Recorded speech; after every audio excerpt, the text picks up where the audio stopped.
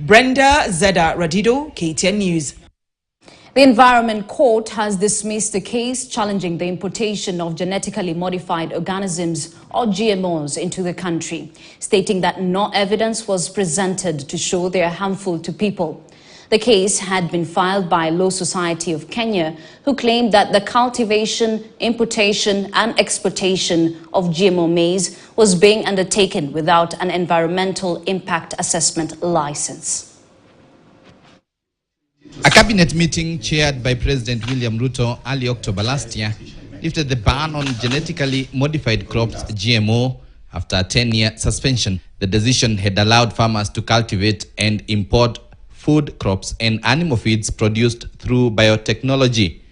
The Law Society of Kenya LSK filed the suit challenging the cabinet's decision, arguing it was illegal since it was done without public participation and without proper environmental, health and social impact the GMO foods will cause to Kenyans. Thank you for... Now the government can breathe a sigh of relief. The government is free to import GMOs.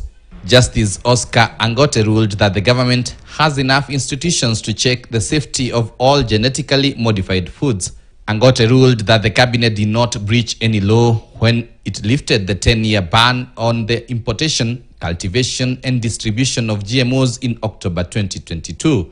The court's decision was a major win for the government in its bid to enhance food security in the midst of the rising cost of living and skyrocketing food prices.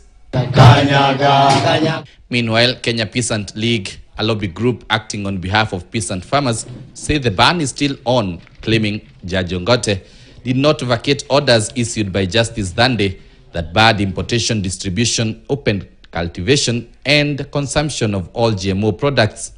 The matter at the Environment Court has nothing to do with our matter. Kenya Peasant League did not go to the Environment Court, it was the LSK.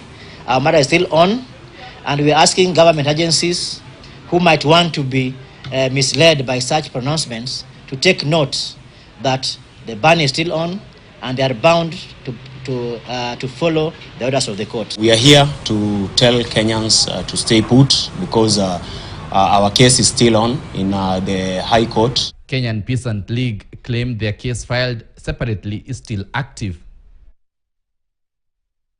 President William Ruto has assured Turkana County residents of 3 extra sub-counties aimed